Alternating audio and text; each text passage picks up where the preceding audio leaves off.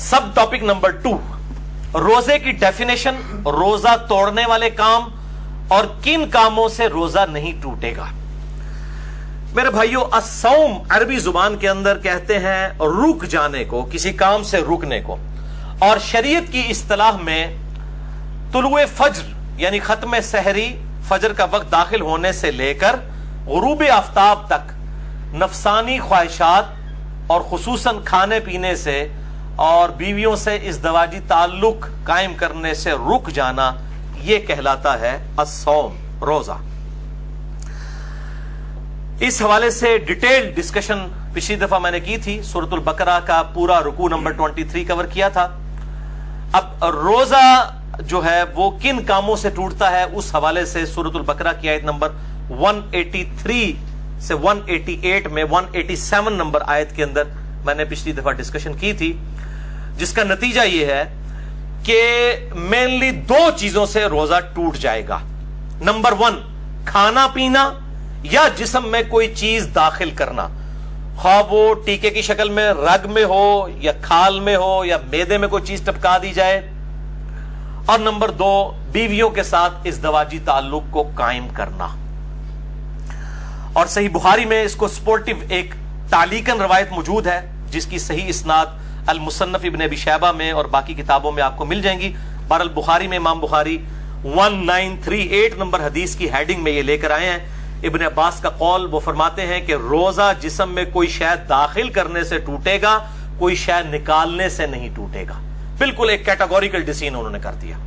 कोई चीज निकलेगी उससे रोजा नहीं टूटेगा। पेशाब निकला या कै किसी को आ गई, इसी तरीके से खुद ब खुद इह्तिलाम नाइट फॉल वाला मसला हो गया, उस हवाले से रोजा नहीं टूटेगा। अलबत्ता एक एक्सेप्शन है जो औरतों के मेंसेस के हवाले से है, वो रोजा उसी वक्त टूट जाएगा और उसकी कज़ा जो है वो बाद में करनी होगी। तो इस हदीस के तहत कि जिस्म में चीज दाखिल करने से रोजा टूट जाएगा, टीका हो, ड्रिप हो या ब्लड डोनेशन हो, खून किसी को देना हो, किसी ने यानी खून लगवाया अपने जिस्म के अंदर, या सिगरेट पीना हो, इन सब चीजों से रोजा टूट जाएगा।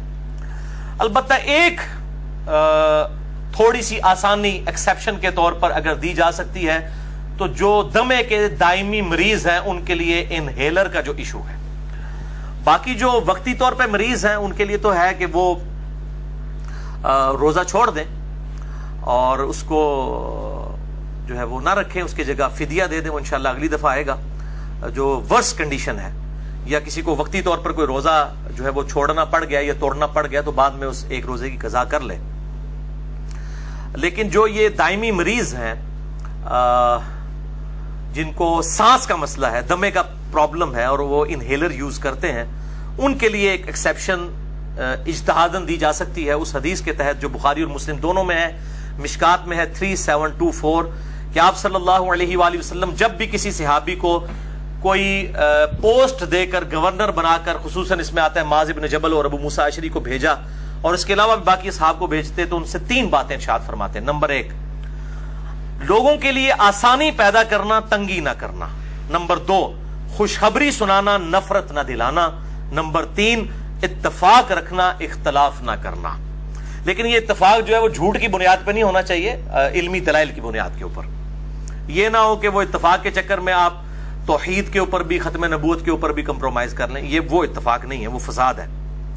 तो इस हदीस के तहत इनहेलर वाला जो इशू है, इसके ऊपर उलमा की 2 राय हैं और मैं भी ये समझता हूं कि जो उलमा कहते हैं कि रोजा नहीं टूटता, वो राय ज्यादा मजबूत है, क्योंकि एक परमानेंटली एक बंदे के साथ इशू लगा है। और अगर वो कहते हैं रोजा टूट जाता है, फिर जिन लोगों का ये मौकिफ है कि इनहेलर से रोजा टूटता है, उनको फिर बिल्कुल मैदान अमल में उतर के ये कहना चाहिए कि जो दमे के मरीज और इनहेलर यूज करने वाले मरीज हैं उन पर रोजा फर्ज ही नहीं है, वो सिर्फ फिदिया दिया करें, तो फिर उनका इज्तिहाद मुकम्मल होगा। मैं उनके साथ हूं।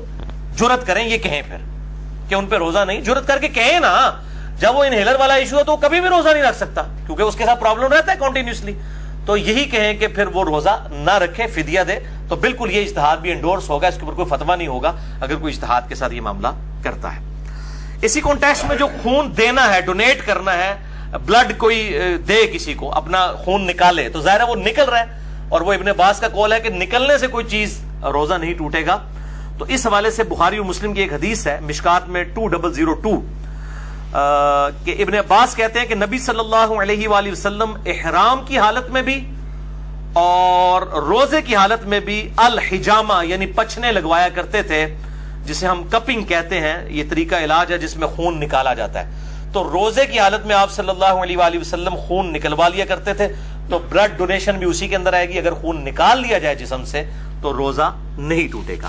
البتہ اس میں ایک ایکسیپشن ہے، وہ صحیح بخاری میں حدیث ہے مشکات میں 2016 کے انس ابن مالک سے پوچھا گیا کہ آپ لوگ روزہ دار کے جو پچھنے لگوانے ہیں الحجامہ، اس کو نبی صلی اللہ علیہ وآلہ وسلم کے دور میں مکروہ کیوں جانتے تھے؟ تو انس ابن مالک نے کہا کہ ہم اسے مکروہ نہیں جانتے تھے، یہ بالکل ٹھیک ہے، ہاں مگر کمزوری کے سبب.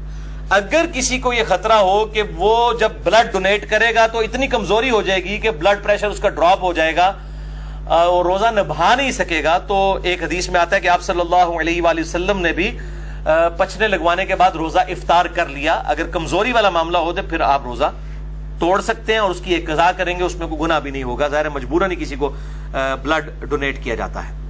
اس حوالے سے صحیح بخاری میں تعلیقاً ایک روایت ہے مشکات میں 2017 کے ابن عمر روزہ کی حالت میں حجامہ کروایا کرتے تھے، پھر چھوڑ دیا. یعنی جب بوڑھے ہو گئے، کمزور ہو گئے، تو پھر وہ رات کے وقت میں الحجامہ کروایا کرتے تھے، پچھنے لگوایا کرتے تھے. اب اسی پہ جو کہہ والا ایشو ہے وامٹنگ کا، الٹی کر دینا جسے ہم کہتے ہیں اپنی مادری لینگویج میں، وہ بھی ہوگا کہ اگر کسی پہ کمزوری طاری ہو جائے الٹی کرنے کے بعد تو ٹھیک ہے، وہ روزہ اپنا اسی وقت کھول لے، بعد میں ایک قضا کر لے. اور اگر اس کو خود بخود جو الٹی آئی ہے، کہہ آئی ہے، اس کے بعد وہ روزہ چلا سکتا ہے، چلائے، کوئی روزہ نہیں ٹوٹے گا، کیونکہ جسم سے چیز باہر نکلی ہے. صحیح بخاری 1938 کی ہیڈنگ تعلیقاً کہ نکالنے سے کوئی چیز روزہ نہیں ٹوٹے گا. کہہ کا مسئلہ جو ہے جامعہ ترمذی، سنن ابی داؤد اور مشکات میں 2008 ہے کہ نبی صلی اللہ علیہ وسلم کو ایک دفعہ کہہ آئی تو آپ نے روزہ افطار کر لیا، یعنی کھول لیا. کہہ آئی تو روزہ کھول لیا کمزوری کے سبب. یہ کمزوری کا لفظ میں کیوں بول رہا ہوں؟ کیونکہ صحیح بخاری میں موجود ہے تعلیقاً 1938 کی ہیڈنگ کے اوپر حضرت ابو ہریرہ کہتے ہیں جب کوئی شخص کہہ کرے تو روزہ نہیں ٹوٹتا، کیونکہ اس سے تو چیز باہر آتی ہے، اندر نہیں جاتی. اور ابن عباس کا بھی قول ساتھ موجود ہے کہ روزہ ان چیزوں سے ٹوٹتا ہے جو جسم کے اندر داخل کی جاتی ہیں، نہ کہ ان چیزوں سے جو باہر نکالی جاتی ہیں. ان کی پوری اسناد مصنف ابن ابی شیبہ میں اور باقی کتابوں میں موجود ہیں، بخاری میں بھی تعلیقاً موجود ہیں. البتہ وہ حدیث جو پبلک میں مشہور ہے وہ بڑی کمزور ہے. ترمذی، ابو داؤد اور ابن ماجہ میں مشکات میں 2007 کہ آپ صلی اللہ علیہ وآلہ وسلم نے فرمایا جو شخص خود جان بوجھ کر کیا کرے انگلی ڈال کے، اس کا روزہ ٹوٹ گیا، اب وہ اس کی قضا بھی کرے گا. اور جس کو خود بخود آ جائے، یعنی خود نہیں اس نے کی ہے، آٹومیٹکلی آ گئی ہے طبیعت کی خرابی کی وجہ سے، تو اس کا روزہ نہیں ٹوٹے گا. یہ حدیث جو ہے اس کو امام ترمذی نے کہا یہ ضعیف ہے، اور انہوں نے کہا میرے استاد امام بخاری بھی اسے ضعیف کہتے تھے. امام ترمذی نے ساتھ لکھا اس میں حشام بن حسان مدلس ہیں اور ان سے روایت کر رہے ہیں، سما کی تصریح نہیں ہے. البتہ اس کو سپورٹیو ایک صحیح روایت موجود ہے موقوفاً ابن عمر رضی اللہ تعالیٰ عنہ سے. المصنف ابن ابی شیبہ میں انٹرنیشنل نمبر کے مطابق 9188 ابن عمر رضی اللہ تعالیٰ عنہ فرماتے ہیں جو شخص جان بوجھ کر کہہ کر دے، یعنی جان بوجھ کے انگلی ڈال کے، تو وہ شخص پھر اپنا روزہ افطار اسی وقت کر لے، اس کا روزہ ٹوٹ گیا. اور جس کو خود بخود کہہ آ جائے تو وہ اپنا روزہ کنٹینیو کر سکتا ہے. لیکن وہ بھی اگر کمزوری آ گئی تو وہ آپ حدیث سن چکے، آپ صلی اللہ علیہ وسلم کے ساتھ ایسا معاملہ ہوا. تو اگر کسی کو صبح ہی الٹی آ گئی ہے اور روزہ جو ہے وہ 15-16 گھنٹے کا، اس کو پتا پیٹ تو خالی ہو گیا، میرے تو بھوکنا کم ہو جائے گا، تو وہ کھول لے روزہ. پھر اس کو اجازت ہے کہہ والے کو کہ وہ روزہ نہ رکھے، اور اگر وہ چلانا چاہتا ہے تو چلائے، وہ روزہ شمار ہوگا. اسی طریقے سے بعض اوقات سحری کے بعد کھٹے ڈکار وغیرہ آ جاتے ہیں، تھوڑی سی الٹی گلے میں آئی، منہ میں آئی، پھر واپس چلی گئی، اس سے بھی روزہ نہیں ٹوٹے گا. البتہ عورتوں کو جو مینسز والا ایشو ہے اس پہ اجماع ہے کہ اسی وقت روزہ ٹوٹ جائے گا، چاہے افطاری سے 1 منٹ پہلے بھی اگر ایسا معاملہ ہوا تو روزہ اس کا ٹوٹ گیا، اس ایک روزے کی قضا کرنی ہوگی. البتہ جو احتلام والا ایشو ہے نائٹ فال کا مردوں کے ساتھ، اس کی وجہ سے روزہ نہیں ٹوٹے گا. اور اسی طریقے سے اگر کوئی جنبی حالت میں کسی نے صبح کی ہے تو بخاری مسلم میں حدیث میں انشاءاللہ اگلی دفعہ بیان بھی کروں گا کہ وہ بغیر غسل کیے سحری کھا کے روزہ رکھ سکتا ہے اور فجر کا وقت داخل ہونے کے بعد بھی غسل کر سکتا ہے. آپ صلی اللہ علیہ وآلہ وسلم سے یہ چیز ثابت ہے. البتہ اگر مشت زنی والا ایشو ہوگا ہینڈ پریکٹس کا، جو مسئلہ نمبر 155 میں میں نے ڈیٹیل سے سیکس کے ایشوز بیان کیے تو وہ روزہ توڑ دیں گے, اور اس پہ اب دو رائے ہیں. کچھ کہتے ہیں کہ وہ 60 روزوں والا کفارہ ادا کریں گے, اور بعض کہتے ہیں نہیں, اس کے بدلے ایک قضا کی جائے گی, اور یہی موقف جو ہے وہ مضبوط ہے. ظاہر ہے کہ اس کو اس کے ساتھ کمپیئر کرنا جو ہے وہ زیادتی ہے, یہ اس انٹینسٹی کا معاملہ نہیں ہے. اب دوسری مین چیز جو سورۃ البقرہ کی 187 نمبر آیت میں آئی کہ دوسری جو مین چیز جس سے روزہ ٹوٹ جائے گا وہ بیویوں کے ساتھ ازدواجی تعلق والا معاملہ ہے. اسی کانٹیکسٹ میں بخاری اور مسلم میں حدیث ہے, مشکات میں 2000 نمبر ہے اس کا, کہ اما عائشہ رضی اللہ تعالیٰ عنہ کہتی ہیں کہ آپ صلی اللہ علیہ وآلہ وسلم روزہ کی حالت میں اپنی بیویوں کا بوسہ بھی لیا کرتے تھے اور گلے بھی لگا لیا کرتے تھے, لیکن آپ صلی اللہ علیہ وسلم تم سب سے زیادہ اپنی خواہش پر قابو رکھنے والے تھے. یعنی وہ اس سے زیادہ پھر آگے نہیں جاتے تھے کہ اگر کوئی اس سے بھی آگے چلا گیا اور ازدواجی تعلق قائم کیا پھر تو روزہ ٹوٹ گیا. تو یہ پرسن ٹو پرسن پھر ویری کرے گا. سنن ابی داؤد میں حدیث ہے مشکات میں 2006, ایک آدمی نے آ کر آپ صلی اللہ علیہ وسلم سے پوچھا کہ کیا میں روزہ کی حالت میں اپنی بیوی کے ساتھ جو ہے وہ گلا لگانے والا معاملہ کر سکتا ہوں؟ تو آپ صلی اللہ علیہ وسلم نے اجازت دے دی. پھر ایک اور شخص آیا, اس نے یہی سوال کیا, آپ نے اجازت نہیں دی. اور حضرت ابو ہریرہ کہتے ہیں پہلا شخص جس کو اجازت دی تھی وہ بوڑھا شخص تھا, اور جو دوسرا تھا وہ جوان تھا, اس کو آپ صلی اللہ علیہ وآلہ وسلم نے اجازت نہیں دی. تو اب یہ ڈیپینڈ کرتا ہے, بوڑھا جوان ہونا بھی ضروری نہیں ہے کہ جو شخص اس حوالے سے قابو رکھ سکتا ہے اس کے لیے اجازت ہے, جو نہیں رکھ سکتا اس کے لیے پھر اجازت نہیں ہوگی. اب میرے بھائیوں اسی کانٹیکسٹ میں کچھ ایسے اعمال ہیں کہ جو روزہ کی حالت میں کر سکتے ہیں, اور کچھ ایسے ہیں جن کو کرنے سے روزہ نہیں ٹوٹے گا. وہ بھی سن لیجئے. بخاری اور مسلم کی متفق علیہ حدیث ہے مشکات میں 2003 کہ جو شخص بھول کر کھا پی لے تو وہ اپنا روزہ پورا کرے کیونکہ اسے اللہ نے کھلایا اور پلایا. لیکن یہ جو ساتھ بیٹھے ہوئے ہیں نا, ان کی ذمہ داری ہے کہ اس کو یاد کروائے کہ بھائی تو روزہ رکھے ہے. بعض لوگ کہتے ہیں نہیں جی کھانے دیں اس کو, خیر ہے بیچارہ اس کو اللہ کھلا رہا ہے, کھلا. نہیں نہیں, فوراً بتائیں, شرعی حکم اس کو بتائیں کہ تیرا روزہ ہے, اور وہ روزہ پھر وہ جس طرح ہی اس کو پتا چلے گا اسی وقت اس کے منہ میں بھی جو لقمہ ہے اس نے پھینک دینا ہے. وہ ایک دانہ بھی اگر اندر لے گیا چاولوں کا یا پانی کا تھوڑا سا گھونٹ بھی, تو اس کا روزہ پھر ختم ہو جائے گا. یہ بالکل یاد رکھیں. اسی طریقے سے سنن ابی داؤد اور الموطا امام مالک میں حدیث ہے مشکات میں 2011 کہ ایک صحابی کہتے ہیں کہ میں نے نبی صلی اللہ علیہ وسلم کو مقام عرج پر پیاس اور گرمی کی وجہ سے روزہ کی حالت میں سر مبارک پر پانی ڈالتے ہوئے دیکھا ہے. یعنی اگر کسی کو روزہ لگ رہا ہے تو یہ سنت ہے کہ بار بار نہا کے روزے کو ٹھنڈا کیا جائے. اور ادھر جو مولوی ہیں انہوں نے شامت اٹھائی ہوتی ہے اعتکاف والوں کی, اور ان کو بالکل گندا مندا کر کے اعتکاف میں بٹھایا ہوتا ہے. وہ کہتے ہیں جی جو پہلے دن آپ نے کپڑے پہنے یہی 10 دن پہن کے رکھنے ہیں, کوئی ناخن نہیں کاٹنے, غسل فرض کے علاوہ غسل نہیں کرنا, کیونکہ آپ مسجد سے باہر نہیں نکل سکتے بغیر مجبوری کے, تو وہ تو اعتکاف ٹوٹ جائے گا. تو یہ مسجد کی باؤنڈریز میں وہ فنائے مسجد جو ہے, جو غسل خانے ہیں اور ٹوائلٹس ہیں, یہ فنائے مسجد کی باؤنڈریز میں شمار ہیں شرعی احکام سے. بلکہ بخاری اور مسلم میں موجود ہے نبی صلی اللہ علیہ وسلم تو سیدہ صفیہ کو اپنے گھر تک چھوڑنے کے لیے گئے تھے اعتکاف کی حالت میں. اپنے گھر آ کے کھانا بھی کھا سکتے ہیں, اعتکاف نہیں ٹوٹے گا, بل اور کوئی فالتو کام نہ کیے جائیں. تو اسی طریقے سے اگر کوئی غسل کرتا ہے گرمی کی وجہ سے تو سنت ہے, کوئی ایسا مسئلہ نہیں, کر سکتے ہیں. بلکہ اب تو الیاس قادری صاحب نے بھی اپنا فتویٰ واپس لے لیا ہے کہ وہ کہتے ہیں جی فتاوی رضویہ شریف کی ایک جلد اب چھپ گئی ہے, اس میں اعلیٰ حضرت کا بھی فتویٰ ہے کہ معتکف جو ہے وہ ضرورت کے بغیر بھی غسل بھی کر سکتا ہے, وضو بھی کر سکتا ہے. تو اب دعوت اسلامی والوں نے بھی اجازت دے دی ہے. پہلے انہوں نے اسی طریقے سے گندا کر کے لوگوں کو بٹھایا ہوتا تھا, اور یہ اسی طریقے سے معاملے چل رہے ہوتے تھے. حالانکہ مطلب احادیث پہلے سے موجود ہے, لیکن جب بزرگوں کی کتابیں ڈسکور ہوتی ہیں, دریافت ہوتی ہیں, پھر ان کو کہتے ہیں ہاں جی واقعی جی دیسی بھی لکھے ایسی جی, ٹھیک ہے نا. تو وہ پرائرٹی تو بزرگ ہوتے ہیں. اسی طریقے سے صحیح بخاری میں تعلیقاً 1930 نمبر حدیث کی ہیڈنگ میں ہے کہ ابن عمر روزہ کی حالت میں گیلے کپڑے جسم پر ڈالا کرتے تھے. یہاں پہ بھی ہمارے پنجاب کے اندر رواج ہے, جب زیادہ گرمی ہوتی ہے لوگ رومال جو ہے وہ گیلا کر کے کپڑوں کو بھی گیلا کرتے ہیں. لیکن اس میں آپ اپنے کپڑے گیلے کریں, یہ لوگوں کے اوپر جو پانی پھینکتے ہیں اور کہتے ہیں جی کسی بڈھے ہوتے پانی سے اٹھتے بارش ہوتی ہے, یہ بالکل غلط بات ہے. اس طریقے سے کسی کے ساتھ یہ کام نہ کریں. اپنے ساتھ ضرور آپ کرنا چاہتے ہیں کریں, اور ایسا معاملہ بھی نہ ہو کہ آپ نے اتنے باریک کپڑے پہنے ہیں کہ آپ ان کو بالکل گیلا کر لیں اور آپ کپڑوں میں ہی ننگے نظر آ رہے ہو. یہ اس چیز کا بھی اہتمام کرنا چاہیے. جامعہ ترمذی, سنن ابی داؤد, سنن نسائی اور ابن ماجہ میں حدیث ہے مشکات میں 405 کہ آپ صلی اللہ علیہ وآلہ وسلم نے فرمایا روزہ کی حالت کے علاوہ ناک میں خوب پانی چڑھاؤ، غسل میں بھی اور وضو میں بھی، لیکن روزے کے علاوہ، کیونکہ روزے کی حالت میں اگر ناک میں آپ نے اوپر تک پانی پہنچایا تو اگر کسی کا غسل فرض ہے تو وہ بس نارملی ناک کو جتنا آسانی سے جاتا ہے اوپر تک، بہت اوپر نہ چڑھائے، کیونکہ اگر دماغ تک پانی پہنچ گیا اور حلق میں ایسا پہنچا کہ اندر چلا گیا، دونوں صورتوں میں روزہ ٹوٹ جائے گا۔ وضو، غسل، تیمم اور استنجا کے اوپر مسئلہ نمبر 42 میرا اہل سنت پاک .com ہماری ویب سائٹ پہ دیکھ سکتے ہیں۔ اب میرے بھائیوں کچھ اہم فقہی مسائل جلدی جلدی کور کر دوں۔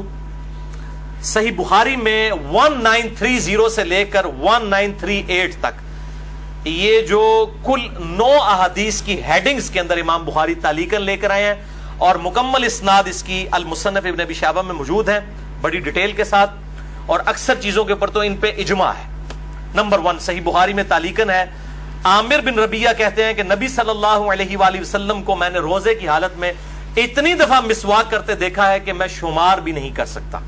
تو روزہ دار مسواک بھی کر سکتا ہے، ٹوتھ برش بھی کر سکتا ہے، لیکن ٹوتھ پیسٹ سے اجتناب کرے، اس میں ٹیسٹ والا معاملہ ہے، اور اس کے ٹیسٹ کو مسواک کے اوپر قیاس نہ کرے۔ البتہ اگر کوئی ٹیسٹ والا معاملہ کر بھی لیتا ہے تو روزہ نہیں ٹوٹے گا، کیونکہ جب تک حلق سے نیچے نہیں جاتا روزہ ٹوٹے گا نہیں، بچنے میں عافیت ہے۔ صحیح بخاری میں تعلیقاً ابن مسعود کا قول ہے کہ روزہ دار کنگھی اور تیل بھی لگا سکتا ہے بالوں میں۔ صحیح بخاری میں تعلیقاً انس بن مالک کا قول ہے کہ روزہ دار سرما بھی لگا سکتا ہے آنکھوں کے اندر، لیکن آنکھوں میں دوائی نہ ٹپکائیں، کیونکہ دوائی وہ سیدھی گلے کے حلق تک پہنچتی ہے، صرف سرمے کا مسئلہ ہے یا پانی کا، وہ جائز ہے۔ صحیح بخاری میں تعلیقاً ابن عباس کا قول ہے کہ روزہ دار ہنڈیا کا ذائقہ بھی چکھ سکتا ہے۔ چکھنے اور کھانے میں فرق ہے، چکھنا جو ہے وہ زبان کی نوک کے اوپر ہوتا ہے، یعنی نمک مرچ کو چکھ کے پھر تھوک دے۔ صحیح بخاری میں تعلیقاً حسن بصری تابعی کا قول ہے کہ اگر حلق میں خود بخود مکھی چلی جائے کسی کے تو روزہ نہیں ٹوٹے گا۔ صحیح بخاری میں تعلیقاً عطا بن ابی رباح کا قول ہے کہ اگر کلی کر کے پانی ایک دفعہ گرا دیا جائے، اس کے بعد جو تھوک میں نمی ہے حلق سے نیچے چلی جائے تو وہ روزہ نہیں توڑے گی، اور یہ مشکات میں 2018 پہ موجود ہے۔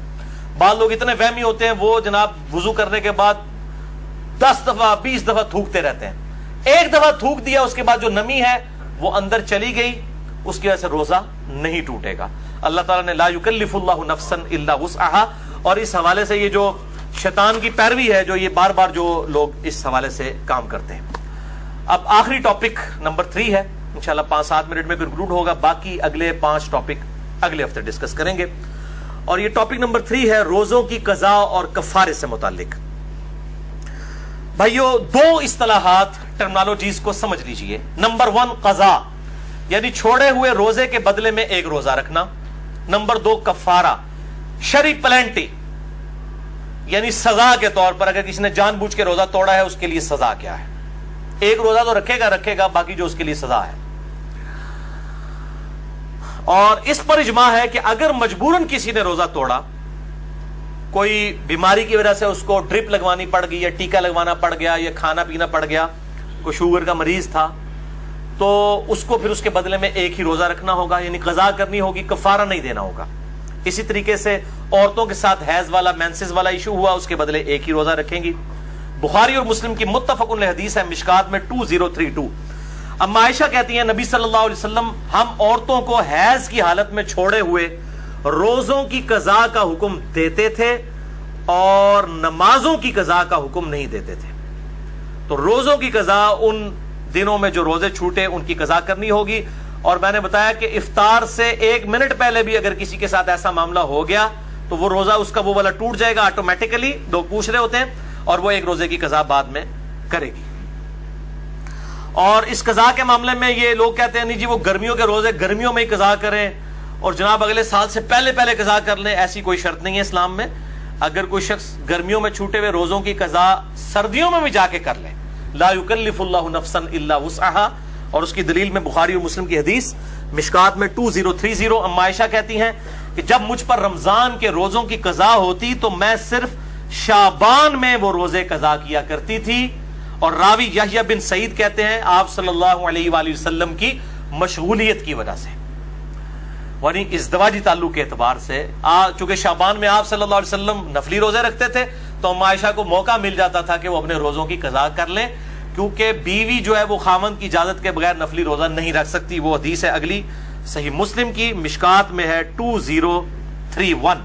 آپ صلی اللہ علیہ وآلہ وسلم نے فرمایا کسی عورت کے لیے اپنے خاوند کی اجازت کے بغیر نفلی روزہ رکھنا جائز نہیں، اور نہ اس کی اجازت کے بغیر گھر میں کسی کو آنے کی اجازت دینا.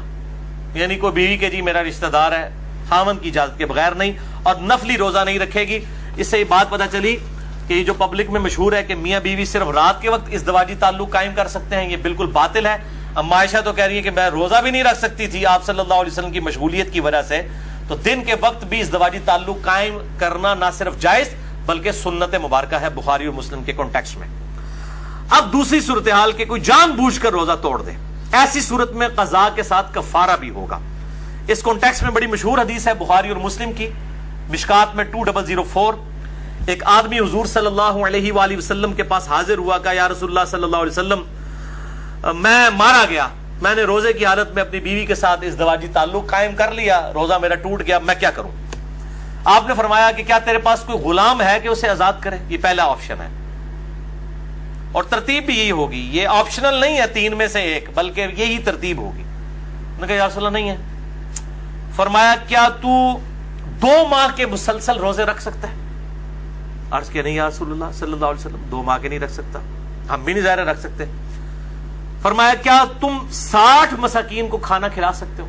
اس سے یہ بات پتہ چلی کہ 60 مساکین ایکویلنٹ ہوئے 60 روزوں کے، تو مسکین کو پھر ایک وقت کا ہی کھانا کھلایا جائے گا، 2 وقت کا نہیں. یہ لاجیکل آنسر ہے. تو اس نے عرض کیا نہیں. تو فرمایا تم بیٹھ جاؤ.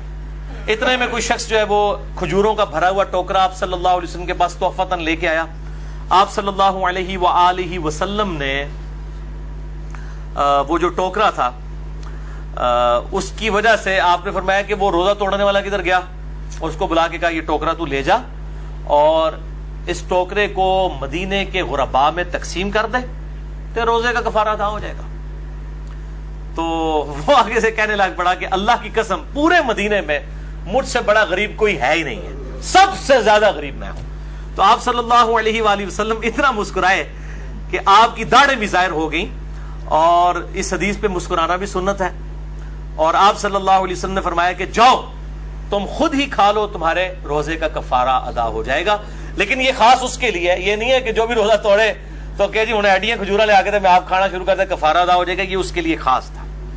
اور اس حدیث پہ امام بخاری نے انٹرنیشنل نمبر کے مطابق صحیح بخاری میں 1936 حدیث یہ لی ہے، اور اس پہ اپنا فہم لکھا ہے، باب باندھا ہے کہ اگر کوئی روزے کی حالت میں بیویوں کے ساتھ ازدواجی تعلق قائم کر لے تو اس کا کفارہ کیا ہے. اس کو امام بخاری نے عام حکم نہیں لیا کہ کوئی بھی کھا پی کے بھی روزہ توڑ لے تو اس کا کفارہ بھی یہ ہے. کھا پی کے روزہ توڑنے کا کفارہ یہ نہیں ہے، یہ ازدواجی تعلق والا معاملہ ہے، اور ظاہر ہے وہ بہت ایک ایکسٹریم چیز ہے کھانے پینے کے مقابلے کے اعتبار سے، لہذا اس کے لیول کی سزا تو اس میں نہیں دی جا سکتی. لہذا اسی طریقے سے جو ہینڈ پریکٹس والا ایشو ہے اس پہ بھی سزا نہیں اپلائی کی جا سکتی، وہ بہت ایکسٹریم معاملہ ہے جو ازدواجی تعلق کا ہے، اور اسی پہ ہی اجماع ہے کہ وہ پھر 60 روزوں والا معاملہ یہ 60 مساکین والا کرے گا. عموماً لوگ 60 مساکین والا ہی کرتے ہیں، اور یہ 60 مساکین والا دونوں کی طرف سے ہوگا، مرد کی طرف سے بھی عورت کی طرف سے بھی. یہ بات اتنے بولے ہیں، یہ بھی پوچھ رہے ہوتے ہیں کہ جی ایک کی کھلا دیں، دو نہ توڑیا بھائی، ایک نہیں ٹوٹیا، دو نہ ٹوٹیا.